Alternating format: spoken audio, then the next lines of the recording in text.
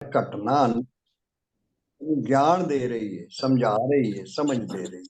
सचमुच ऐसा ही है। जय हो। हाँ हम जी। चाहिए तरीका होना चाहिए इस जगत विचों भी ज्ञान लैन दा। जगत सਹਿਤ जगदीश ਦਾ ਗਿਆਨ ਸਾਨੂੰ सत्संग ने, गुरु संगत ने, गुरु प्रभु ने दिता है। हाँ जी, हो जाए। जय श्री राम जी। जय। रामचरितमानस अयोध्या कांड में हम चल रहे हैं और प्रभु राम पहुंच गए हैं वनवास में। और जहां जहां से जा रहे हैं, निषाद राज को उन्होंने वापस भेज दिया है। राम लखन जानकी तीनों चले जा रहे हैं और बिहड़ वन की ओर। जहां से भी निकलते हैं, जिस किसी को पता चलता है, 114 दोहे तक हम कर चुके हैं। और आज फिर से 114 के आगे वाली चौपाई से शुरू करेंगे। और यहाँ तक हमने यही जाना कि जहां पर भी, मतलब इतना सुंदर वर्णन तुलसीदास जी ने किया ना। जिधर से भी निकलते हैं, बार बार वही बातें आ रही हैं। उनके पहुंचने से पहले ही हर ओर ये खबर पहुंच जाती है कि दो बड़े प्यारे सुंदर से राजकुमार, मन को मोहने वाले, चल रहे हैं। उनके साथ एक प्यारी सी जगत जननी भी चल रही है। और उनको देखकर तो ठिठक जाता है हर कोई, रुक जाता है, मन ही ठहर जाता है। क्योंकि मन को अपने प्रिय का मिलन जो है महसूस होता है।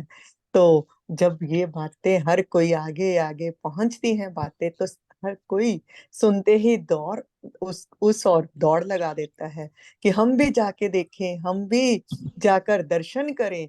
ऐसे कौन अनुपम जो है, शोभा वाले तीन जो है हमारे वन में, हमें नेत्रों का लाभ देने के लिए आए हैं, हमारे मन को आनंद देने के लिए आए हैं।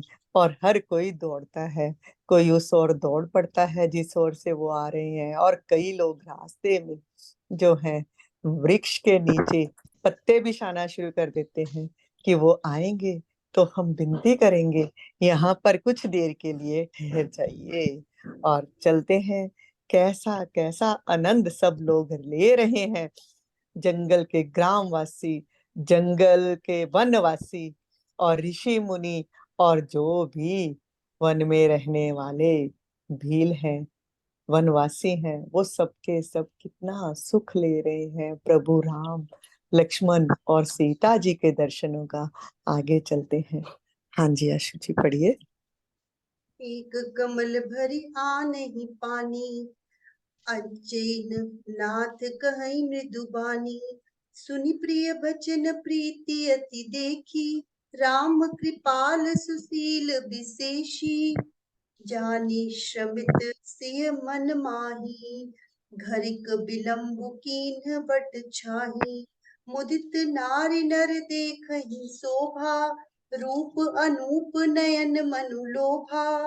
एकटक सब सोहहि चहुरा, रामचंद्र मुख चंद चकोरा। तरुण तमाल बरन तनु सोहा, देखत कोटि मदन मनु मोहा। दामिनी बरन लखन सुठिनी के, नख सिख सुभग भाव तेजी के।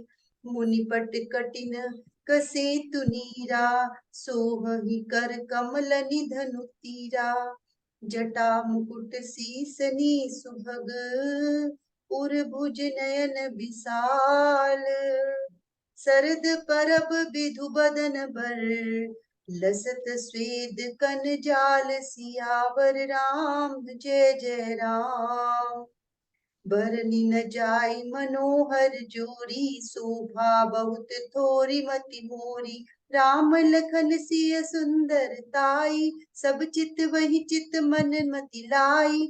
थके नारी नर प्रेम पियासे, मनु मृगी मृग देखी दियासे। सिय समीप ग्राम तिय जाहि, पूछत अति स्नेह सकु चाहि।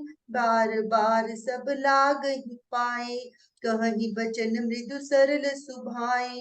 राजकुमारी विनय हम करही, तिय सुभाई कछु पूछत डरही। स्वामिनी अभिनय क्षम भी हमारी, बिलगुन मानव जानि गवारी, राजकुंवर दो सहज सलोने, इन तेल ही दुति मरकत सोने। श्यामल गौर किशोर बर, सुंदर सुषमा एन, सरद सरबरी नाथ मुकुहु, सरद सरोरहु नैन सियावर। राम जय जय राम, मेरे प्रभु राम जय जय राम, मेरे मन बसियो सीताराम। जय श्री राम जी। लोगों की क्या दशा का वर्णन करें ना। आए हैं, सुना है, आ रहे हैं राम लखन जानकी, तो कुछ लोगों ने क्या किया है, जो बरगद का पेड़ है ना, उसकी कितनी छाया होती है, तो उसके नीचे नरम घास और पत्ते बिछा दी हैं और प्रतीक्षा कर रहे हैं उनके आने की। और जब आए हैं प्रभु राम, तो उनके आगे विनती करते हैं सब जो हैं वन के लोग कि आइए, जहां बैठकर थकावट मिटा लीजिए, फिर चाहे थोड़ी देर के लिए बैठकर ही यहाँ से चले जाइएगा, चाहे सवेरे चले जाइएगा।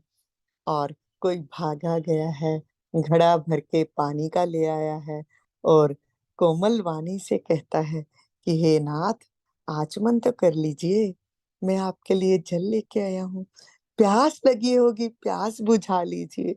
और प्यास तो खुद को लगी है, उन नैनन की प्यास बुझाने के लिए ही वो विनती कर रहे हैं प्रभु से कि यहाँ पर कुछ देर विश्राम कर लीजिए। उनके जब प्यारे वचन सुने हैं, उनका प्रेम देखा है, तो दयालु और परम सुशील श्री रामचंद्र जी कहते हैं, क्योंकि मन ही मन सोचते हैं कि सीता को तो श्रम हो गया होगा, उसे तो वन में चलने का बिल्कुल भी है ही नहीं है, वो कभी वन में गई नहीं है, चली नहीं है इतना ज्यादा। और मन ही मन सोचा है कि सीता को भी विश्राम की जरूरत है। और इन लोगों ने देखो, इसीलिए ही कैसी सुंदर व्यवस्था भी कर दी है बड़ के पेड़ के नीचे, और वहां पर एक घड़ी भर बड़ की छाया में विश्राम किया है। और स्त्री पुरुष जो है ना, इतने आनंदित हो गए हैं कि हमने अगर यहाँ पर विश्राम के लिए बनाया है, जगह बनाई है, तो प्रभु ने हमारी विनती स्वीकार भी की है। सब देख रहे हैं, आनंदित हो रहे हैं, अनुपम रूप के दर्शन कर रहे हैं, और नेत्र और अपने मन को और नेत्रों को तृप्त कर रहे हैं। टकटकी लग गई है श्री रामचंद्र जी के मुख की ओर, ऐसे टकटकी लगाकर देख रहे हैं जैसे जो चकोर है वो देख रहा होता है। श्री रामचंद्र जी के नवीन तमाल वृक्ष के रंग का शरीर अत्यंत शोभा दे रहा है। जय हो। तमाल वृक्ष का जो रंग है ना, वो भी ऐसा ही है, तो श्री राम का वर्ण भी जो नीला ही है, तो वो इतने सुंदर लग रहे हैं कि करोड़ों कामदेवों के मन को भी मोह रहे हैं। और लक्ष्मण जी का रंग कैसा है, बिजली के रंग के जैसा। नख से शिखा तक सुंदर हैं दोनों के दोनों भाई। मन को इतना भा रहे हैं कि लोग बस देखते ही जा रहे हैं, रुक गए हैं, टिक गए हैं, टिक टिकी लग गई है, अर्थात मन टिक गया है प्रभु की दर्शनों में। अगर हम भी टिका पाए इस मन को और प्रभु के दर्शन कर पाए, तो उस आनंद की अनुभूति हमें भी होगी जो उन ग्रामवासियों को हो रही है। दोनों देख रहे हैं, दोनों भाइयों ने बक्कल वस्त्र पहने हैं, कमर में तरकस कसे हैं, और कमल के समान हाथ हैं दोनों के, और उसमें धनुष बाण शोभित हो रहे हैं। सिरों पर सुंदर जटाओं के मुकुट हैं, वक्षस्थल भुजा और नेत्र विशाल हैं, और शरत पूर्णिमा के चंद्रमा के समान सुंदर मुखों पर पसीने की बूंदों का समूह शोभित हो रहा है। कितना सुंदर वर्णन तुलसीदास जी कर रहे हैं। इस मनोहर जोड़ी का कहते हैं वर्णन नहीं किया जा सकता, क्योंकि शोभा तो बहुत अधिक है।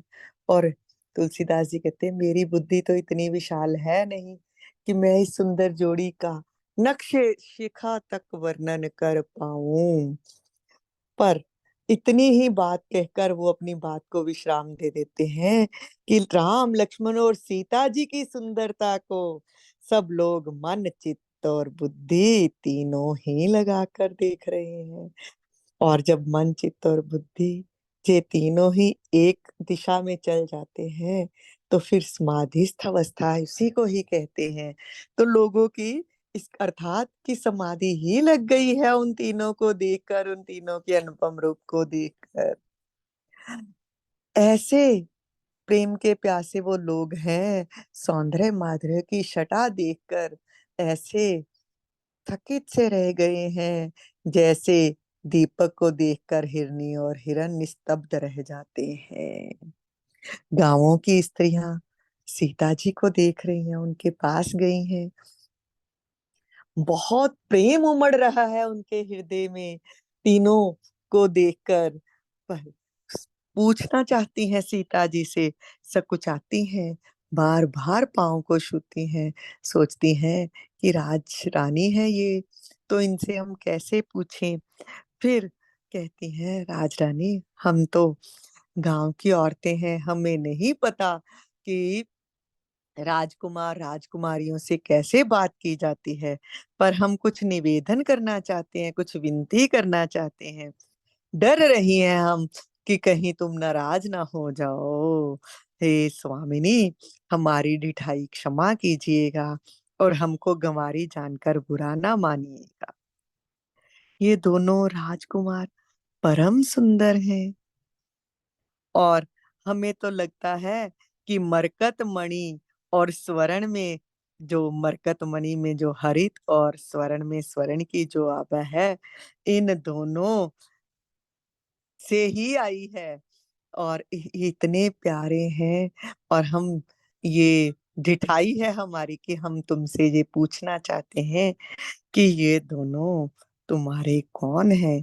श्याम और गौर वर्ण है, सुंदर किशोर अवस्था है, दोनों ही परम सुंदर और शोभा के धाम हैं और शरत पूर्णिमा के चंद्रमा के समान इनके मुख और शरद ऋतु के कमल के समान इनके नेत्र हैं।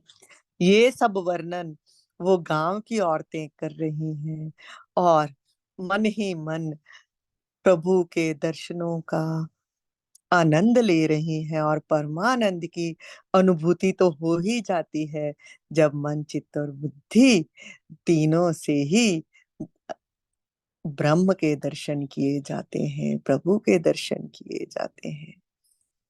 और यहाँ पर हमें देखो कैसे तुलसीदास जी ने समझाया है कि जैसे गांव की स्त्रियां कैसे विनती कर रही हैं, तो गुरु के सामने, प्रभु के सामने कैसे विनीत होकर विनती करेंगे तो हमें उधर से उत्तर मिल ही जाएगा। कुछ भी प्रार्थना करेंगे तो हमें उधर से उन चीजों के सबके उत्तर मिलने शुरू हो ही जाएंगे। और मन चित्त और बुद्धि तीनों को साथ में जोड़कर ही प्रभु की प्राप्ति हो सकती है। और चलते हैं, मास परायण 16वां विश्राम आ गया है, नवह परायण चौथा विश्राम है। अभी यहीं तक हमने अभी किया है 116 दोहे के आगे अब हम चलते हैं। जी आशु जी बढ़िया आगे। श्यामल गौर किशोर बर सुंदर सुषमा हेन सरद सरबरी नाथ मुकु सरद सरोरु नैन सियावर राम जय जय राम कोटि मनोज लजाव निहारे सुमुखी कहो को आहि तुम्हारे सुनी स्नेहमय मंजुल बानी सकुचि सिय मन महु मुस्कानी तिन्हि बिलोकति धरनी दुहु सकोच सकुचति बर बरनी सकुचि सप्रेम बाल मृग नयनी बोली मधुर बचन पिक बयनी सहज सुभाए सुभगतन गोरे नाम लखनु लघु देवर मोरे बहुरी बदन बिधु अंचल ढाकी पियतन चितई होह करि बाकी खंजन मंजु तीर छीन नहीं, निज पति कहूँ तिन्हि सयननि, भई मुदित सब ग्राम बधूटी, संकन राय राशि जनु लूटी, अतिस प्रेम सिय पाय परी, बहुविधि देहि असीस, सदा सुहागिनी होहु तुम, तब लगी मही अहि शीस, सियावर राम जय जय राम। पार्वती समपति प्रिय होहु, देवी न हम पर छाई बछोहु, पुनि मुनि पुनि पुनि बिन पुनि पुनि विनय करई कर जोरी, जो एहि मार्ग फिरे बिहोरी, दासनु देव जानिनी अदासी, सखी सिय सब प्रेम पियासी, मधुर बचन कही कही परितोषी, जनु कुमुदिनी कौमुदी पोषी, तब ही लखन रघुबर रुक जानी, पूछे मगु लोगनि मृदु बानी, सुनत नारी नर भय दुखारी, पुलकित गात बिलोचन बारी, मिटा मोदु मन भय मलीने, विधि निधि दीन लेत जनु छीने, समुझ करम गति धीर कीन्हा, सोधि सुगम मगु तीन कहि कीन्हा, लखन जानकी सहित तब गबनु कीन्ह रघुनाथ, फेरे सब प्रिय बचन कही, लिए लाई मन साथ, सियावर राम जय जय राम, मेरे प्रभु राम जय जय राम। गांव की स्त्रियां अब प्रभु के मोहित हुई हैं और सीता जी से पूछती हैं, हम गंवार में हैं, हमें नहीं पता तुमसे कैसे कहें, पर कहे बिना रहा नहीं जा रहा, तो हे सुमुखी कहो तो, अपनी सुंदरता से करोड़ों कामदेवों को लजाने वाले श्याम और गौर वर्ण के सुंदर की किशोर अवस्था के ये दोनों कौन है। उनकी प्रेममयी जब सुंदर वाणी सुनी है ना सीता जी ने, तो मन ही मन मुस्कुरा दी है और सकुचा भी गई है। सकुचा क्यों गई है? क्योंकि उन लोगों ने भी सकुचाते हुए ही पूछा है सीता जी से, और संकोच वश पृथ्वी की ओर देखती हैं सीता जी। और सीता जी की वर्णवाली का भी वर्णन यहाँ पर किया है तुलसीदास जी ने कि गौर वर्ण वाली सीता जी संकोचवश पृथ्वी की ओर देखती हैं, दोनों ओर के संकोच से सकुचा रही हैं और सोच रही हैं कि अगर मैं नहीं बताऊंगी तो ये गांव की स्त्रियों को लगेगा कि क्यों नहीं बता रही, और लज्जा आ रही है कि कैसे वर्णन करूं अपनी माता के सामने। माता कौन है? पृथ्वी। इसीलिए पृथ्वी की ओर संकेत देखा है और फिर सोचकर कि कैसे बताऊं, और प्रेम सहित मधुर वचन में बताया है कि ये जो सहज स्वभाव सुंदर और गौरे शरीर के हैं, इनका नाम लक्ष्मण है और ये मेरे छोटे देवर हैं, नाम लखन लगु देवर मोरे। और फिर अपने चंद्रमुख को, क्योंकि लज्जा आ रही है ना कि कैसे बताऊं, पति का नाम तो लेना नहीं है, और आंचल से ढक लिया है अपने चंद्रमुख को और अपने प्रियतम की ओर निहारा है, और आंखों के इशारे से ही बाहें टेढ़ी करके अपने सुंदर नेत्रों को तिरछा करके सीता जी ने इशारे से ही उन्हें कहा है कि ये जो है ना, ये मेरे पति है। और कई कवि इस बात की ना बड़ा ही सुंदर वर्णन करते हैं कि आंखों के इशारे से कैसे कहा है। वो इस बात को ये लेते हैं कि जो गांव की स्त्रियां हैं वो पूछती हैं कि तुम इतनी सुंदरी हो, पर जो तुम्हारे साथ चल रहे हैं दोनों, वो भी तो इतने सुंदर हैं, और देखो कैसे चल रहे हैं कि दोनों में से किसी ने भी आंख उठाकर भी किसी और नहीं देखा है।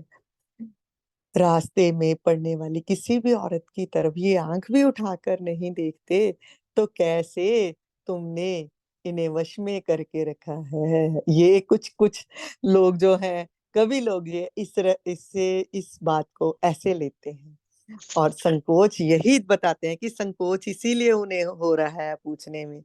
और जो सीता जी हैं, वो भी मुस्कुरा उठी हैं कि ठीक है, ये गूढ़ रहस्य तुम पता करना चाहती हो कि मैंने कैसे वश में कर रखा है राम को।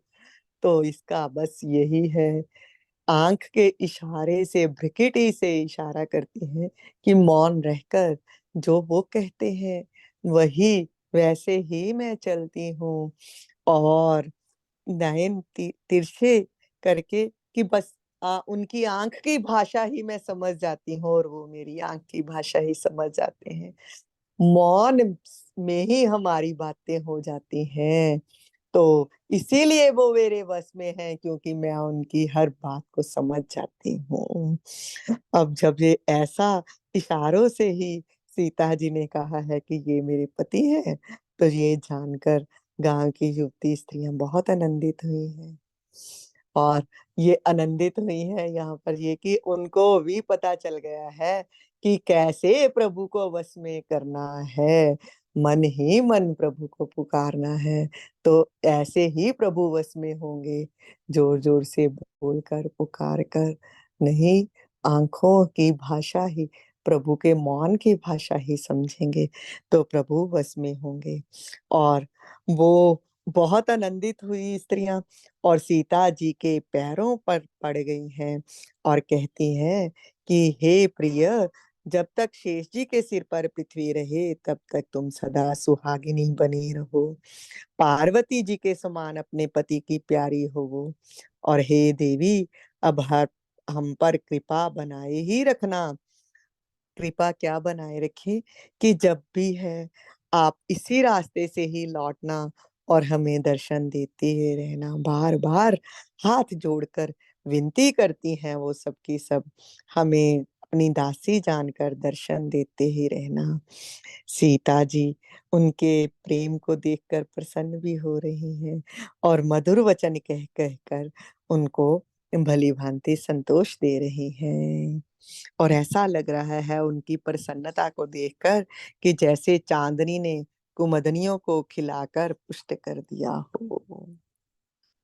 उसी समय श्री रामचंद्र जी ने कुछ इशारा किया है, लक्ष्मण जी ने देखा है कि प्रभु इशारा कर रहे हैं उठने का, तो अपनी कोमल वाणी से लोगों से रास्ता पूछने लगे कि चित्रकूट की ओर जाने का रास्ता कौन सा है। जब रास्ता पूछा है तो एकदम से वियोग का सोचकर स्त्री पुरुष जो है सबके सब दुखी हो गए। उनके नेत्रों में वियोग की संभावना से जल भर आया, उनका आनंद मिट गया और मन उदास हो गया, और ऐसे लग रहा था जैसे कि विधाता दी हुई संपत्ति को उनसे छीन रहा है।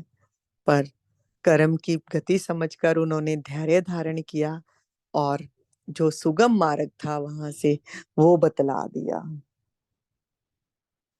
अब लक्ष्मण जी और जानकी सहित श्री रघुनाथ जी उस रास्ते की ओर चल दिए और सब लोगों को प्रिय वचन कहकर लौटा दिया है। वो लौट तो आए हैं सबके सब लोग, पर उनके मन जो है प्रभु के साथ ही चल दिए हैं। और यही कहा जाता है, हमें सत्संग में यही तो समझाया जाता है कि मन जो है उसको लगा दे, शरीर से काम किए जा, और मन को जो है प्रभु के चिंतन में ही लगा रहने दे, वही लगा रहेगा तो तुम्हारे लिए बढ़िया है। ये नहीं है कि जहां पर गुरु जा रहा है, कोई जा रहा है तो उसके साथ ही चल दे, मन को उसके साथ भेज दो और खुद शरीर से जो भी व्यवस्था है यहाँ की अपने घरों की वो करते रहो। जय श्री राम जी। चलो आगे चलते हैं जी।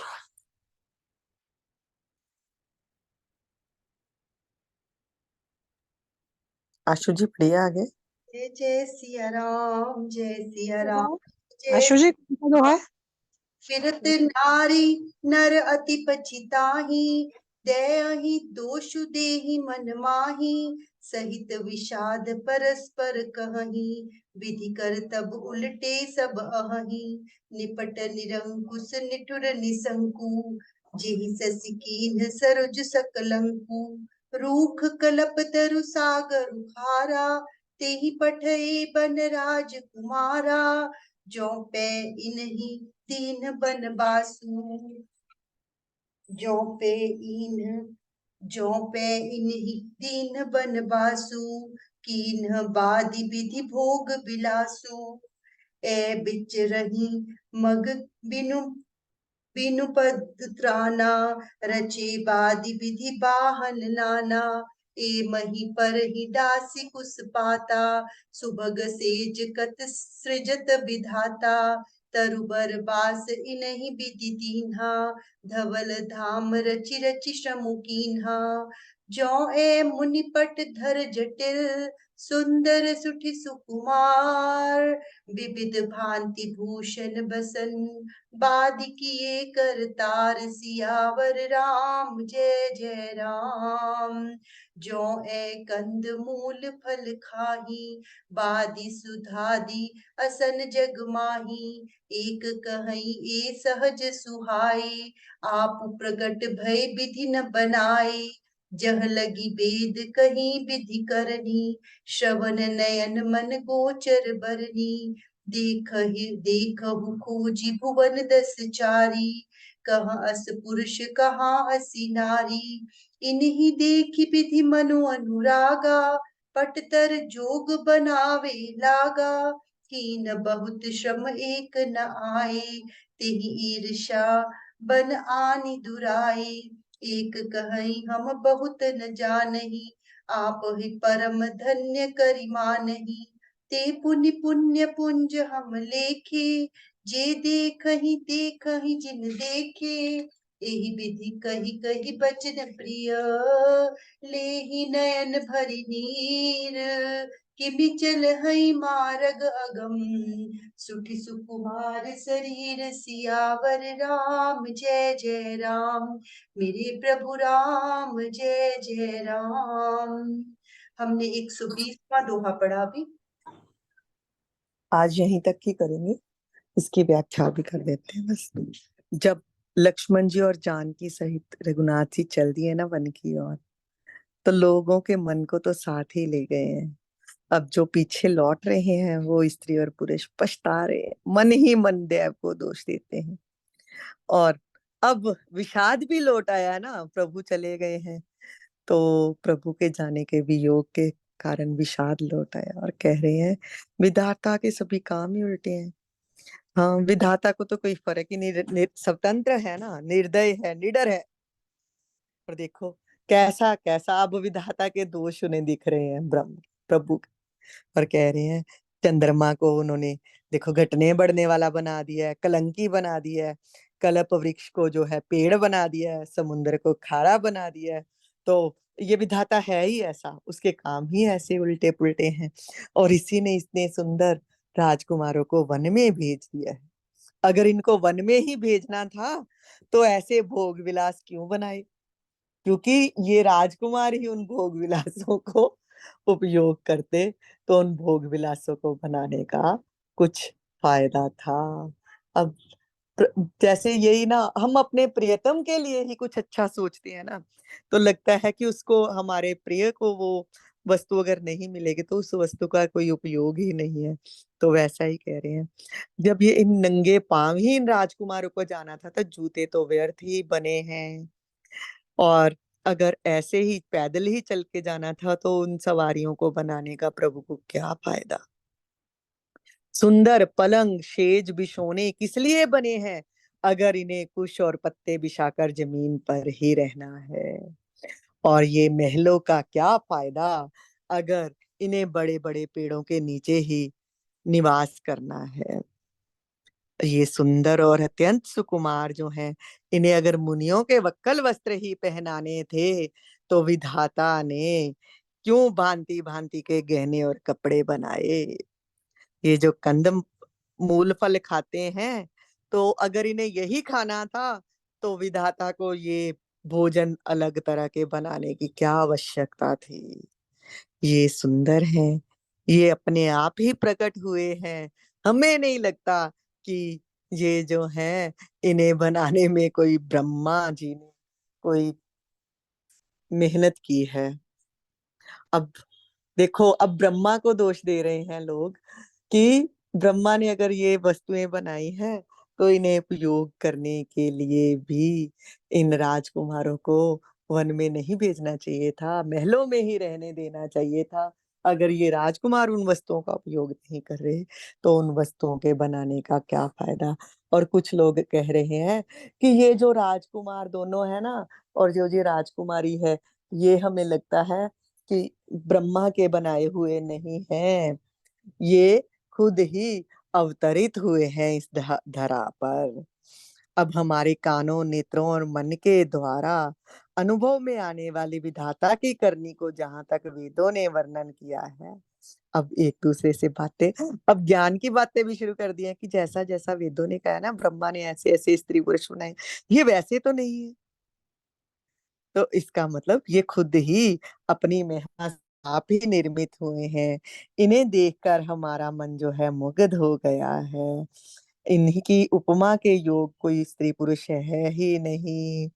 और अब विधाता को ईर्ष्या हो गई ना इन्हें देखकर कि ये तो इतने सुंदर हैं, मेरी तो जो रचना है वो इतनी सुंदर ही नहीं है। तो इसीलिए विधाता ने ऐसी विधि रच दी और इन लोगों को वन में ही भेज दिया है। ऐसी ऐसी कैसी कैसी बातें लोग अपने मन में सोचते जा रहे हैं कि बस बात वही कि प्रभु को वनवास क्यों दे दिया है। और कुछ कहते हैं, पर एक बात तो है, अगर ये वन में आए हैं तो हमें तभी तो इनके दर्शन हो रहे हैं, और हमारे ये पुण्य ही हैं जिनके कारण विधाता ने इन्हें वन में भेज दिया है कि हम इनके दर्शन कर पाए।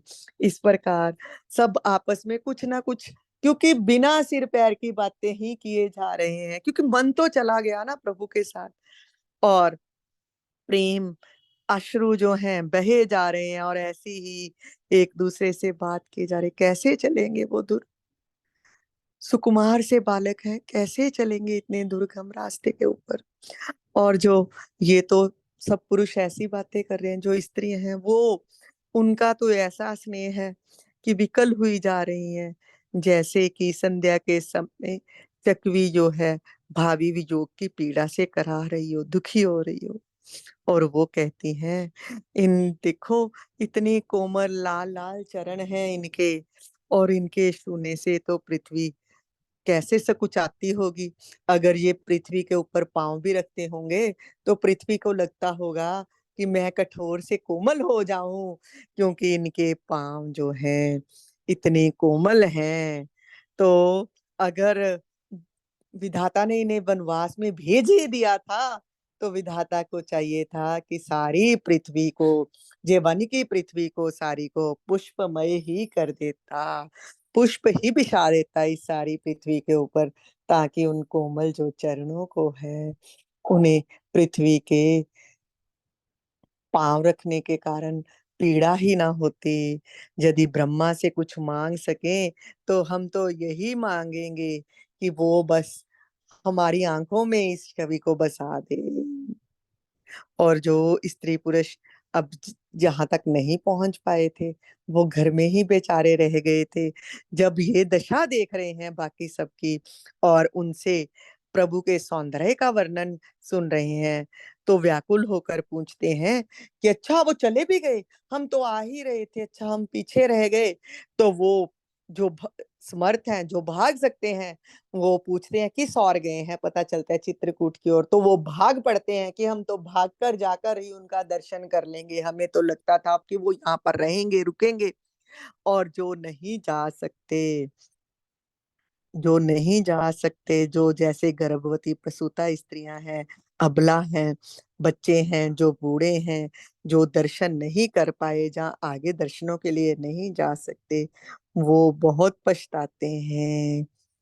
और यही हमें भी बताया गया है कि जब आने की खबर मिली है तो वही धन्य हुए हैं ना जिन्होंने आगे उनके आने की पहले से तैयारी कर ली। तो मन अभी से तैयारी कर ले अपने घर पहुंचने की, अपने घर जाने की। तेरा असली घर तो वही है जहां मृत्यु के पश्चात तुझे जाना है।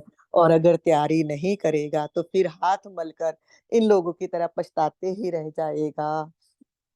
बस इसीलिए कहा गया है कि प्रभु का सिमरन ही करें, सिमरन ही करते रहें। आगे इससे हम कल चलेंगे। हमने आज 121 दोहे तक पढ़ा, इसके आगे की चौपाइयां हम कल पढ़ेंगे। हाँ जी, जय श्री राम जी। राम राम जी, राम राम।